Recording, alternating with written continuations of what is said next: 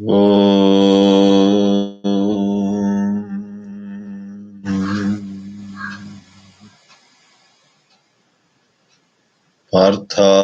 प्रतिबोधितां भगवता नारायणेन स्वयं व्यासेन ग्रथितां पुराणमुनिना मध्ये महाभारतम् अद्वैतामृतवर्षिणीं भगवतीम् अष्टादशाध्यायिनीम् अम्ब त्वामनुसन्दधामि भगवद्गीते भवद्वेषिणी। ओम नमो भगवते वासुदेवाय। ओम श्री व्यासमहर्षिभ्यो नमः। ओम श्री परमात्मने कृष्णाय नमः।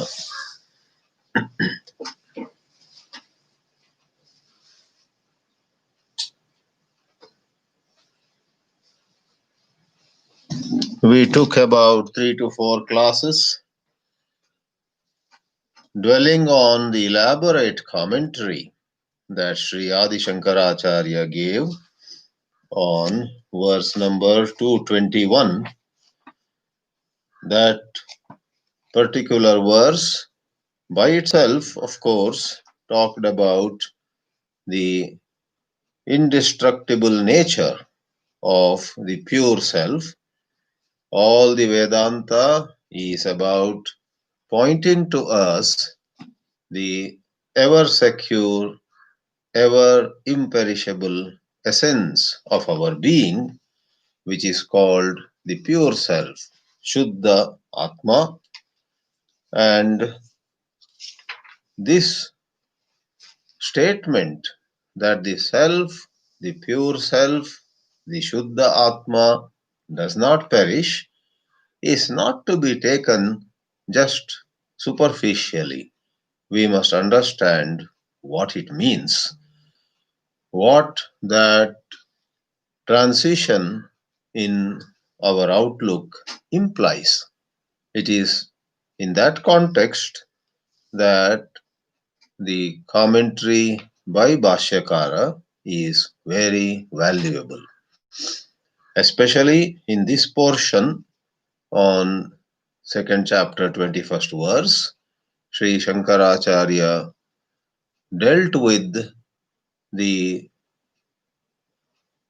maturity, spiritually speaking, that a seeker attains, where his or her obsession and attachment to action, to doing something and getting something, or sometimes we do something to get rid of something.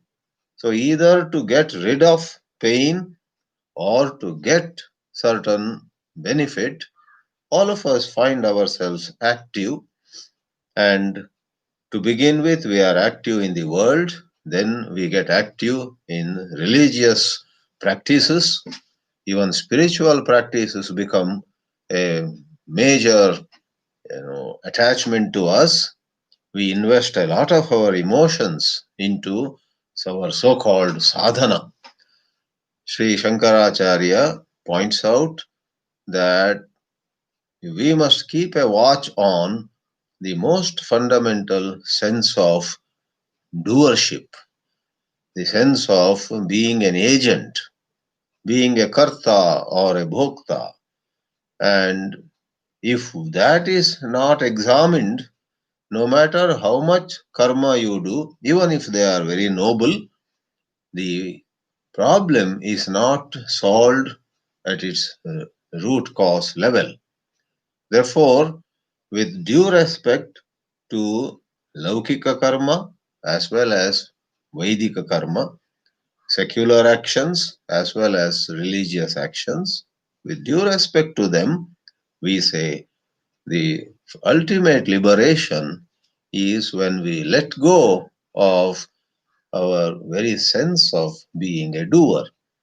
The verse 21 itself talked about the pure self neither being a doer by itself nor being a doer indirectly. making somebody do something for one. Kam ghatayati hantikam. So, two sentences summarizing what we talked at length. There is a level C where most of us are very attached to action. Level B is the focus of that elaborate commentary where the seeker realizes that his nature is not really a doer. So he begins to contemplate more and more on his own nature as being a non-doer, akarta, abhokta. That we call level B because level A is the Jivan Mukta. Somebody who doesn't have to contemplate, who doesn't have to deliberate, who doesn't have to have any tussle with his own old habits, etc. Level A is one who is already completely free. So, this mantra or this shloka, the commentary upon it, is not about enlightened people, but it is about those who have, on one hand, tremendous viveka, discrimination, and vairagya, dispassion. How many people in the spiritual field truly have both these? Some may have some viveka, but they lack vairagya. Vasanas for pleasure, for gratification continue. Some have some kind of dogged will to keep away pleasure, but they don't have intelligence at all. I have come across seekers who first impress me. Very early they get up, they hardly take any coffee or tea, they don't seem to enjoy things of the world. But then in the Vedanta class, they have a blank face. Nothing goes into them. So, unfortunate in human life, some are blessed with a certain potential for Viveka. Viveka in full bloom necessarily gives you Vairagya. But I would therefore carefully say they are blessed with certain intelligence to exercise Viveka. They haven't exercised enough because Vairagya is lacking. Some others have a kind of Vairagya. They are able to live a very simple life, keeping away from pleasure, power, position, etc. But alas, they do not have the ability, not scholarly ability to get PhD and so on, but the ability to see the nature of pure consciousness. They are frozen as though, in spite of all their Mahavairagya, they are frozen in some kind of thinking. One guy, one sadhu, for example, all he wants to do, an example, is just to go places, go to holy places, stay in this guest house or that guest house without demanding even a proper bed. He is very simple. But try to discuss some Vedanta with him, he just closes his eyes and goes to some Nama Japa or so. There is no spiritual maturity in that particular sadhu. So both camps do exist. So with all this, we now proceed in this 22nd class, or today's 23rd class, I think, of Bhagavad Gita. We today proceed to some more verses where, as Acharya Shankara himself says, it is about how exactly or in what way the pure self is without any change. Let's read the line that introduces verse number 22. Prakritam tu vakshyamaha. Now let us take up, coming back from the elaborate discussion, let us come back to what the shlokas are explicitly talking about. Prakritam. Prakrita here means what is presently relevant. Digressions have their own value. They are not without a purpose. but we need to come back to the immediate present. Tatra atmanaha avinashitvam pratijnatam. It was declared. Pratijna in Sanskrit means to declare, to announce. If somebody says, tomorrow before the sun sets, I will finish this work, I will achieve that, I will give you your money, whatever, that is pratijna, announcement, declaring. The next day, God willing, he will go by his pratijna. So coming to Gita, it was announced, it was declared, it was revealed by Sri Krishna that Atma is avinashi, indestructible. Now comes the connection. Tat kim iva, kim iva. Iva in Sanskrit means like. What is it like? When you say the truth of our existence is indestructible, like what? So a very popular illustration is given here, verse 22 of chapter 2. Vasansi jirnani yatha vihaya navani grihnati naroparani तथा शरीराणि विहाय जीर्णानि अन्यानि संयाति नवानि देहि. This is the well-known example of a man throwing away old clothes, discarding worn-out clothes. He goes for new clothes. He wears a new dress. Vasansi here means clothes. In Sanskrit, vasa, when it is akaranta, vasa, is a place of stay. Vasa, nivasa, residence. But if it is vasas, sakaranta shabda, vasas means cloth. Just as manas, manaha, manasi, manamsi. Vasaha, vasasi, vasansi. It's another word. Therefore, vasaha has to be re-examined. Sometimes it may be like Rama Shabda, a place of stay. So Lord Krishna is sometimes described as Pita Vasaha. So Pita means yellow and Vasaha is cloth, wearing yellow cloth. So Vasa over there doesn't mean house or residence. Here too, Vasa is cloth. Vasamsi jirnani. Jirna means gone old. Yatha vihaya, discarding them. Naraha, a man or a lady. Aparani grihnati, takes some new ones. Tatha, in the same way. Sharirani vihaya jirnani. Vihaya. Ha jahati means discarding. Give away, give up, throw away, not use anymore. Sharirani jirnani. A soul discards an old body and anyani sanyati, takes new ones. Anyani means other ones. Navani also is given, new ones. Here typically a doubt is raised. Don't we see children of 6 years dying? Don't we see some boy of 12 years, some girl of 7 years, etc. dying? Where is the body old? So we say, well said, that question is very appropriate. And look at the illustration. Clothes. In the matter of clothes also, sometimes we discard some dress, some sari, some shirt. After 30, 40, 50 years, we keep them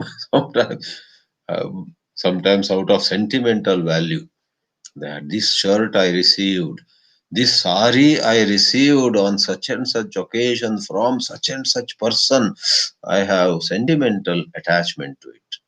So you keep some cloth for a long time, and some other time, don't we, don't all of us just give away some dress, even if it is in very fine shape. We had bought it just 5 days ago, let us say. We either return to the store if that is possible, or we give away to maybe some servants, some poor people, or to anybody. So there is no rule with regard to clothes, how many years you keep them. Likewise, body too, it is finally decided by karma. When the karma that requires the soul to be in this body gets over, even if the body is just 6 years old, the soul discards that body, is made to discard. One cannot escape the clutches of karma. Whereas, if the karma is of a different kind, somebody is 180 years old, body is not in good shape, he is not enjoying good health, he is a problem to himself, he is a burden to others, and he himself keeps crying, when will my call come? When will God take me? I am fed up of etc. Long story. But then his karma is not over. His karma, past karma, by karma here we mean karma phala. The word karma is like that. Sometimes karma means action literally. Some other time when you say my karma and take the hand to our head, karma here means my karma phala. Some karma I had performed has now begun to give its results. Prarabdha karma. So prarabdha, sanchita, agami are in reference to karma phala. So whenever the word karma comes, just check again whether the reference is to action itself or result of action by context. So if the soul has such karma that he has to be in this body for some more time, even if it is very, very bad, in bad shape, he stays on. Then 109, then goes.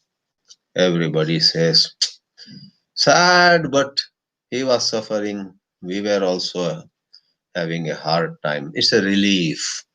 It's a relief for everybody. They say in soft words. They don't loudly say. It's politically incorrect to say it's good somebody passed away. Therefore, in whispers, they say it's okay. It's good that he now left relief for everybody.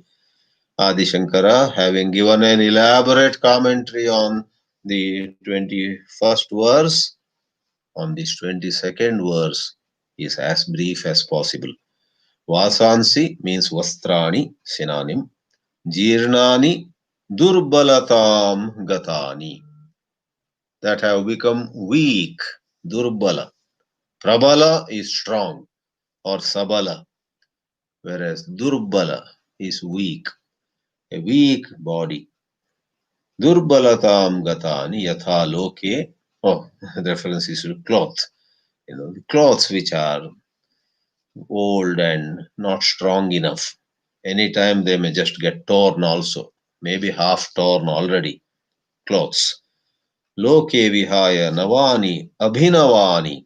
Nava, abhinava both mean new and fresh. Grihnadi. Upadatte. Naraha means purushaha. Aparani anyani. Tatha. Tadvat. Now by now all of you are familiar with the style of the Bhashya. A word from the shloka is placed and immediately what it means is written. Without using the word it means. You don't have to say it means every time. Just say the word in the original, then right away place a synonym or the meaning of it next to it. Tatha, tadvat.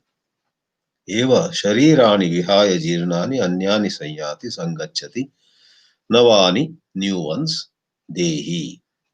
There are a lot of stories in bhakti literature especially, how a little insect upon coming near Lord Krishna dies, and everybody is surprised. By coming near Sri Krishna, we thought something good will happen to this insect, but it died. But the inside story is that insect, by coming near Sri Krishna, ended its present life and got promoted. It became it entered a better body. And next day again that, some other animal again meets Sri Krishna, again dies. So somebody accompanying, like Arjuna typically in such stories. Arjuna is alarmed. What is this? Anyone who comes near Sri Krishna dies. But the story, Bhakti Sahitya has all these stories. That soul actually is blessed to move even to higher and higher. Finally, the soul within a short span is born in a palace as a princess or something like that. And then when Sri Krishna goes, Arjuna thinks that now the princess will die. But then it is said, no, Krishna blesses that princess. And so this story there takes a twist.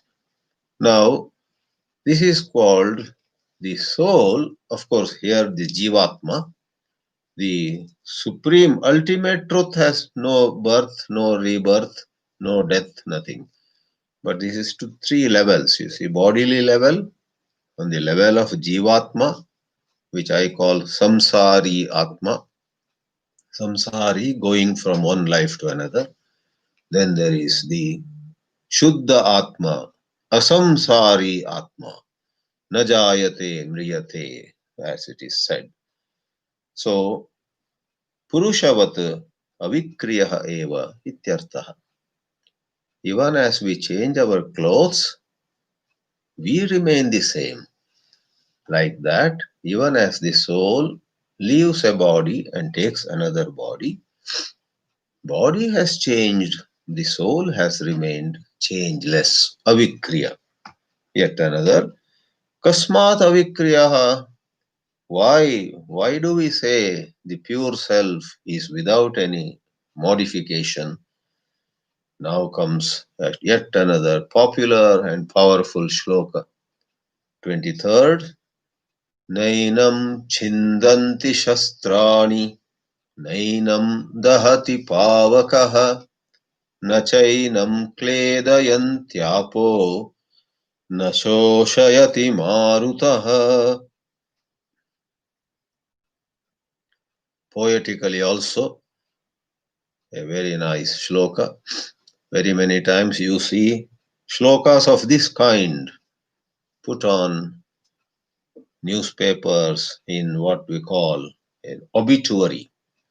Somebody rich and somebody well known, maybe somebody who had started a company which grew so big, dies.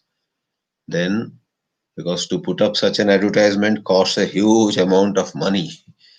So that company, that group of companies puts the picture of the founder who passed away now, and then some praise is written, and a verse like this is put, Gita Shloka. Nainam chindanti shastrani, nainam dahati pavakaha, nachainam kledayantyapo, nashoshayati marutaha.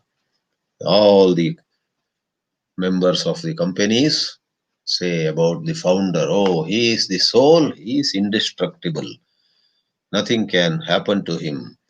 As the verse literally means, weapons cannot cut the soul, fire cannot burn the soul, water cannot make the soul wet, and wind or any breeze cannot dry up the soul. That is how it is avikriya.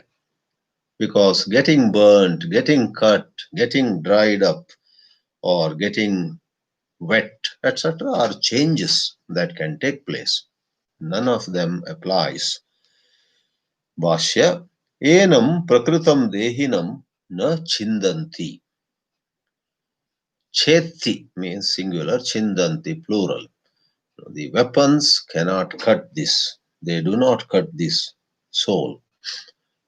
This weapons being unable to cut applies to both Jivatma and the ultimate Samsari Atma.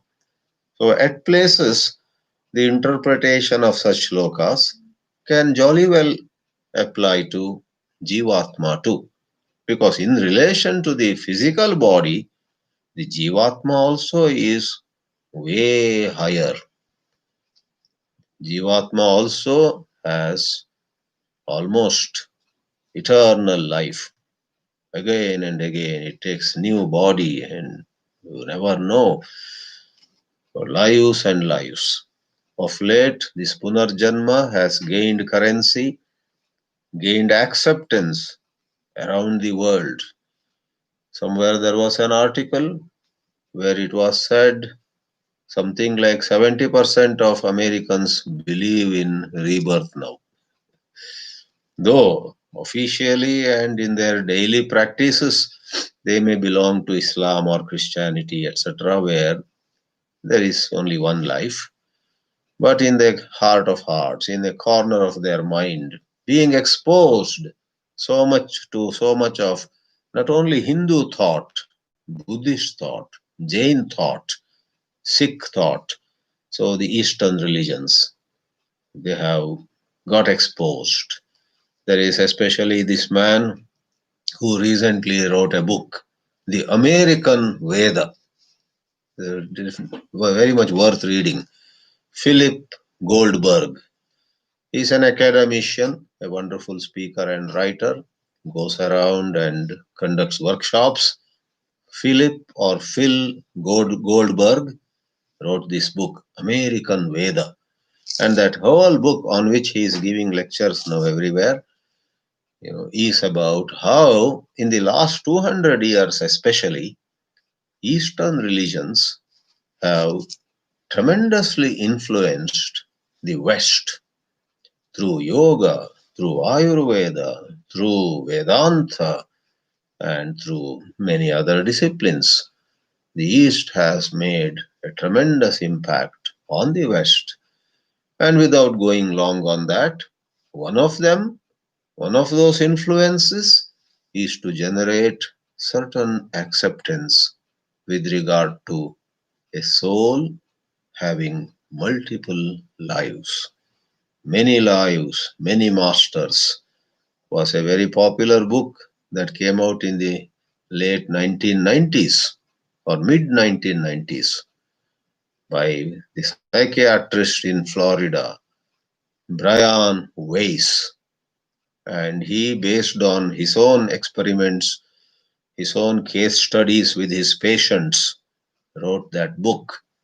And having Jewish origin, this Dr. Weiss, Brian Weiss, he fully accepted and was actually propagating this belief in many lives. Many lives, many masters was and is the name of that book. So the soul remains indestructible, Jivatma. Brian Weiss or many others would not have talked of the pure self which has no birth at all. They would have stopped at Jivatma. In fact, Dvaita, Advaita, Vishishtadvaita, all of them accept this Jivatma.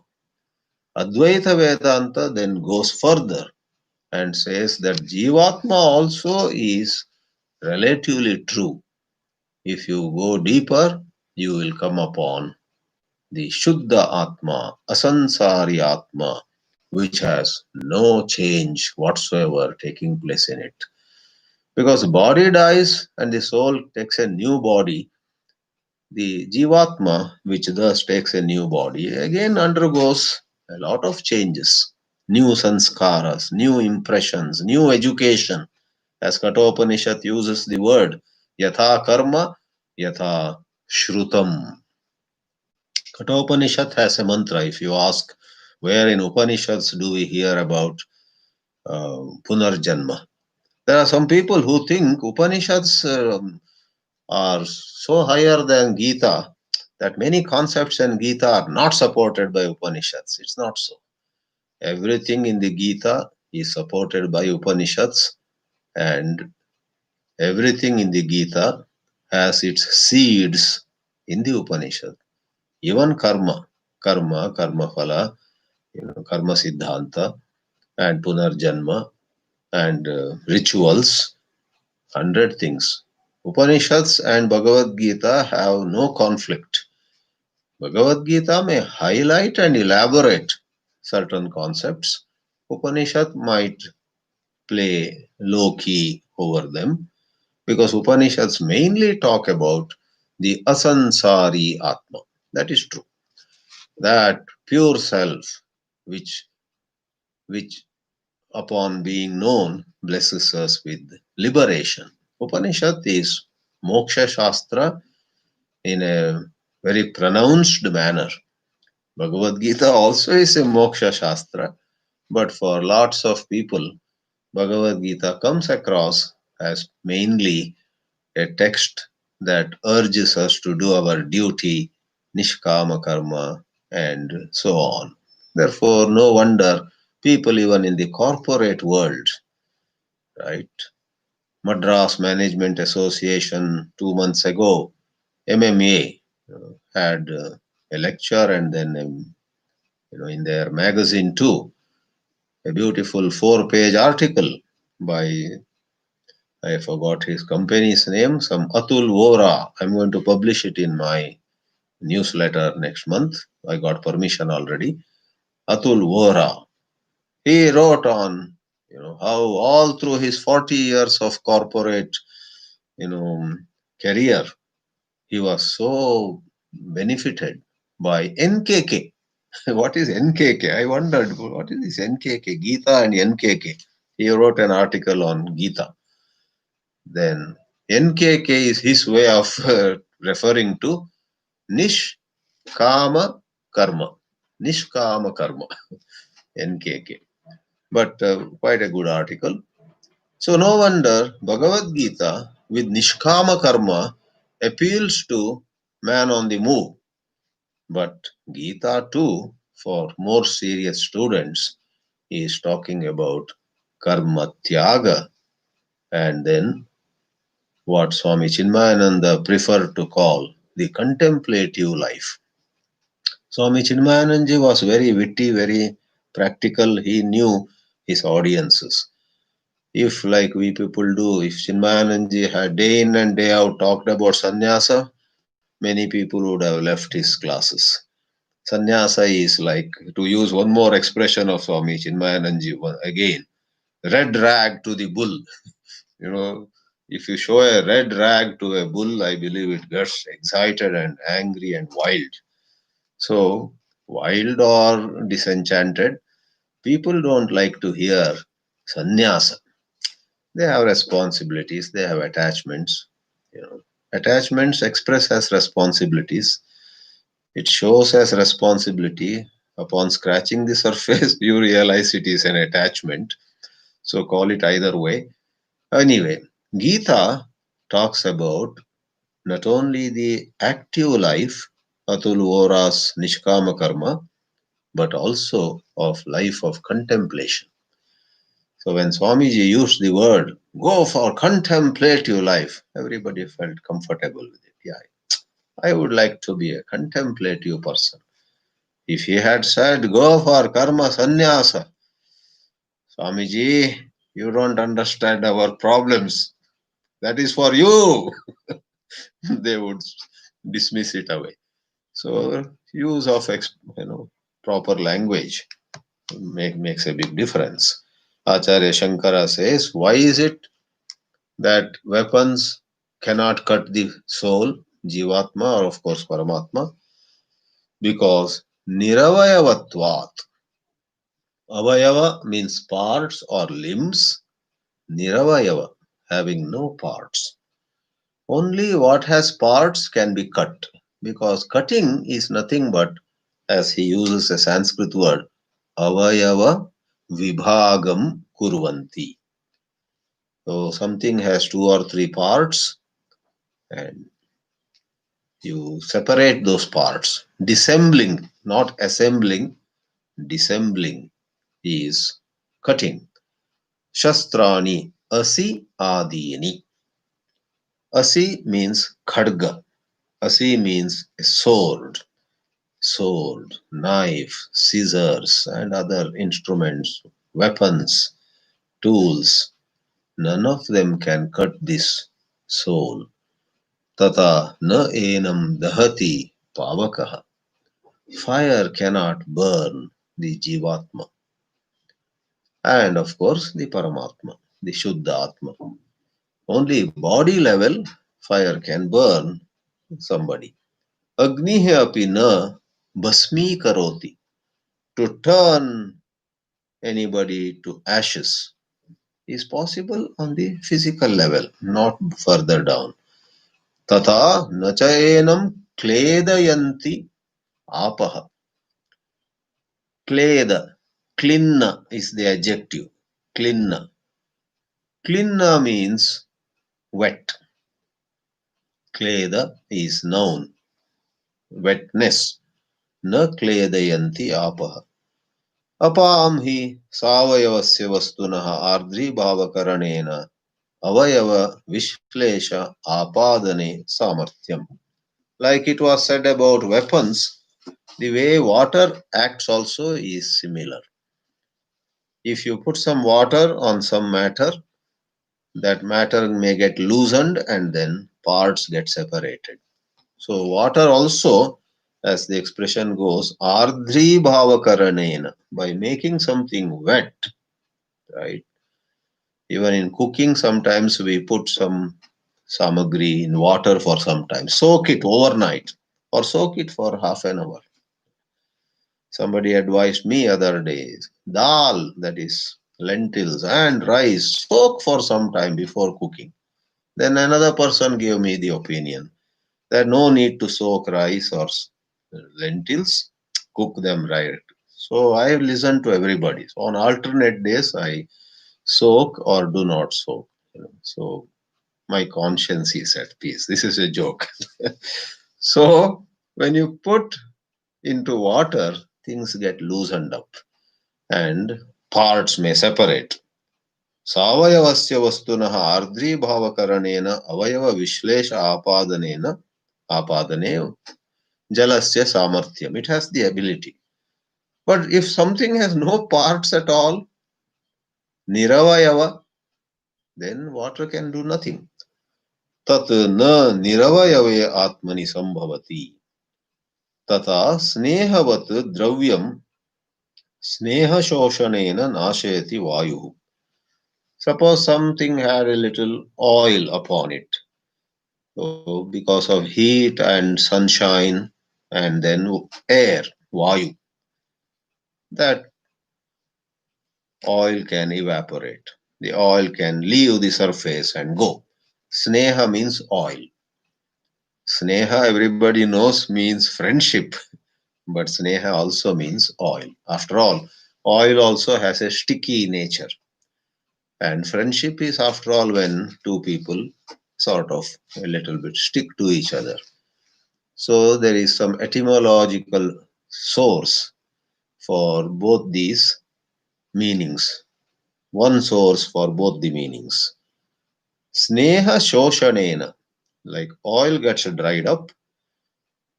That is possible if the Atma were to have some parts and so on. But this Atma, na shoshayati marutaha. And that same thing is expressed once more. And Shankaracharya picks up the issue. Why is this repetition? Repetition is always a disputed issue. Even in telephone conversation, don't we all get annoyed when somebody just says the same thing again and again? It gets on our nerve, right? We hear the person going back to whatever he had said 2 minutes ago.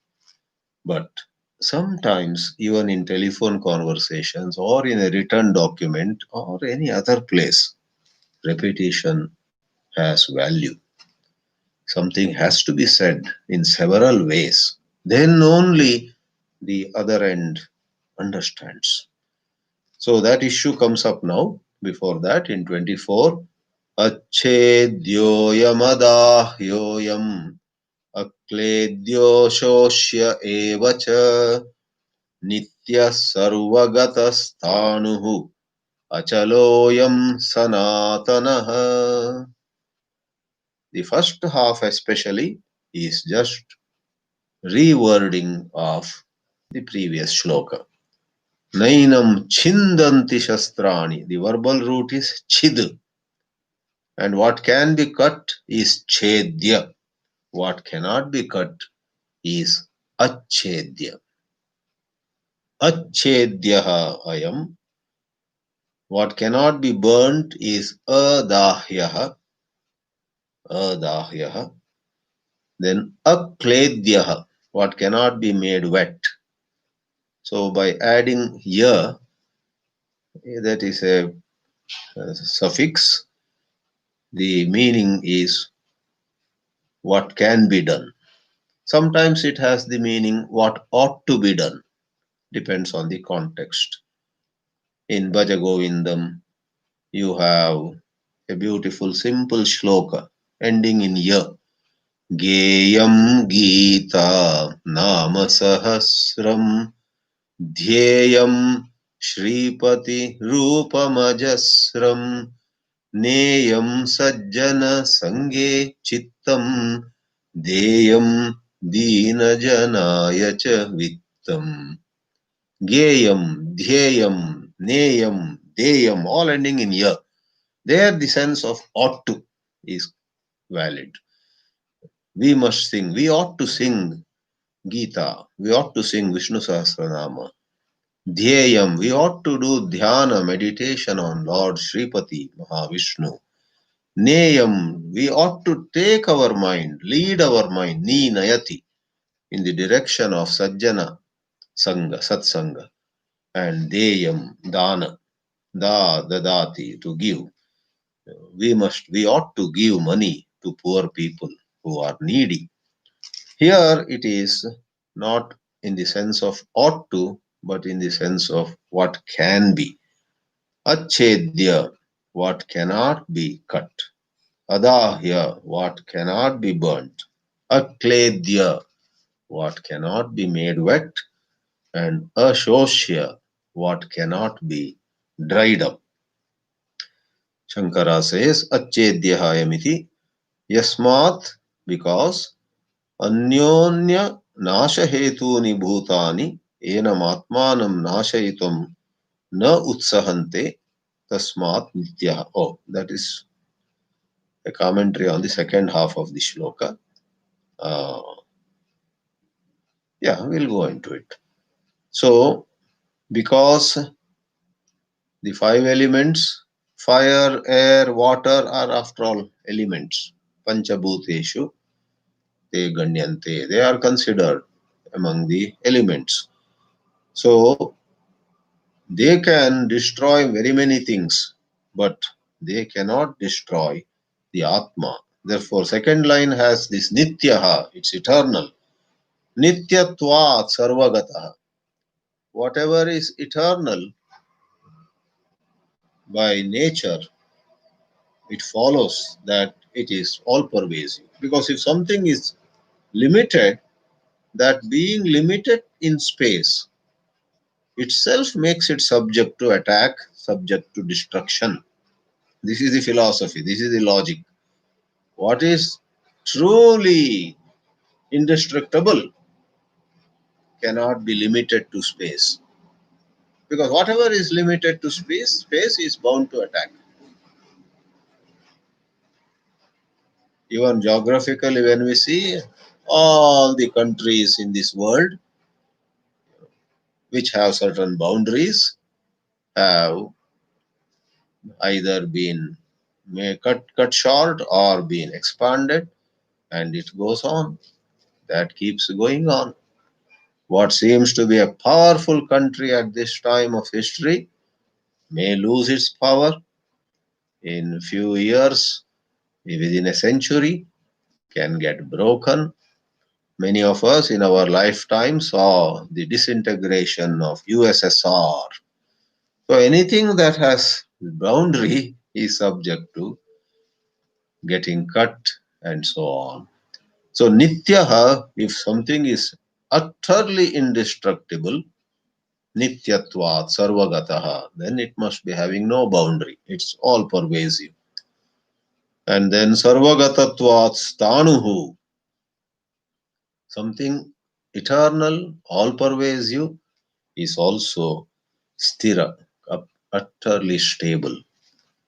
Thank God, all this is a description of the true nature of you and me. I, in reality, have no insecurity. This is the uplifting message of the Vedanta. But I experience insecurity when I attach myself to things that are destructible.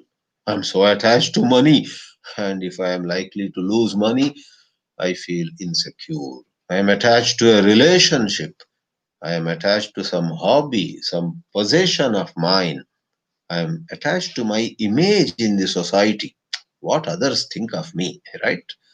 And then, if I hear that there was some bad gossip about me in a party last night somewhere, it makes me very concerned. But Vedanta says you are not the image, you are not the money, you are not your possession, you are not how you think of yourself in a relationship. All of them are created by thought. You are not product of thought.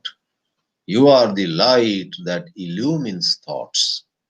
You are the basis on which thoughts rise and fall. Thought is your domain of bondage. Pure awareness is the key to liberation. Such are the upshots of the Vedanta.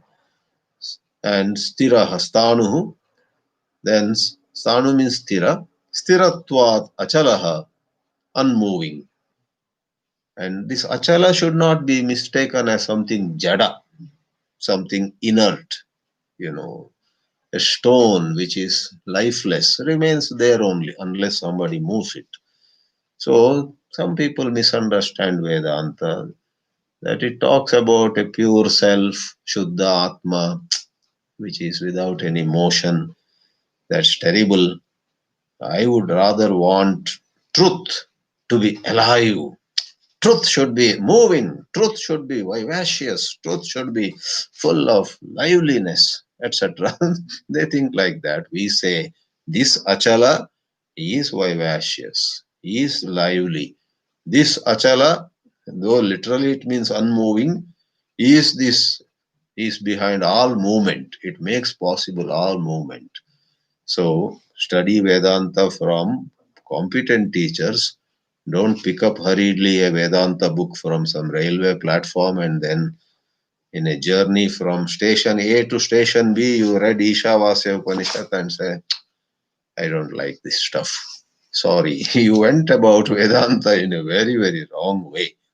Listen to competent teachers, teachers who have reflected a lot, whose life also reflects what they have imbibed, and then you will see that your misunderstanding had caused your lack of faith and agitation and so on. Achaloyam ataha sanatanaha chirantanaha, ever present, timeless really. Na karanat kutaschit nishpannaha. So sanatana also means not caused, not born because of some factor. Kasmadapi karanat na nishpannaha. Abhinavaha. Earlier we had said when the shloka najayate mriyate va kadachit came, the word Purana means Pura api nava. Though ancient, it is ever new. Likewise here too, Abhinava. Abhinava is very new, very fresh. Now quickly the reference to how Acharya Shankara himself addresses this matter. We'll see that and conclude. This Punarukti. Punarukti means saying the same thing again and again. So in 23rd verse it was said, weapons do not cut. Why again say Achedya? In 23rd verse, fire doesn't burn was said. And why again say Adahya, Ashoshya, Akledya? Shankara says, Na etesham shlokanam paunaruktyam chodaniyam. Punarukta, punar again, ukta said, punarukta. You make an abstract noun of it, paunaruktyam.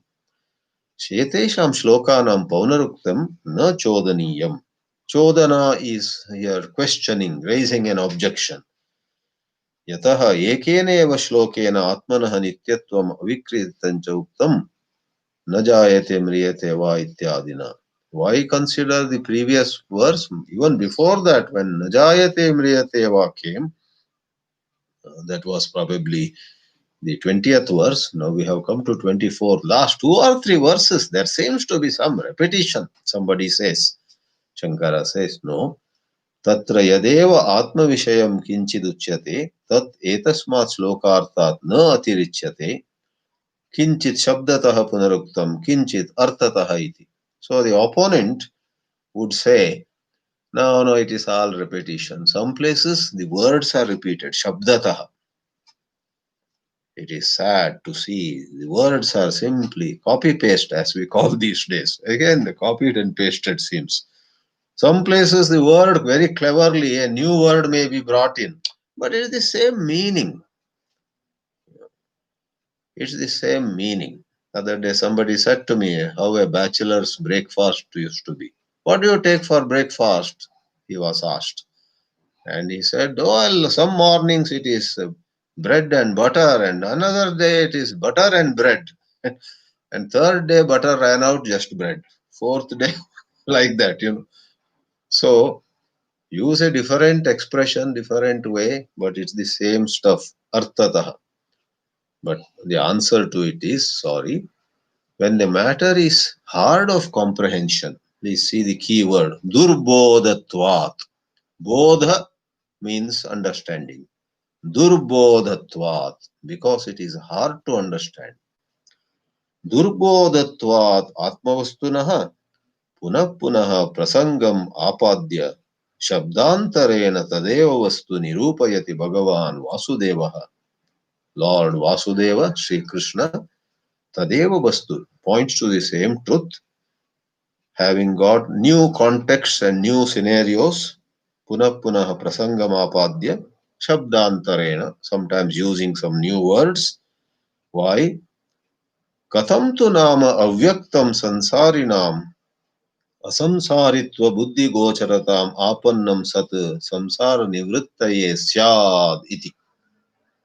Samsara nivrittaye syad.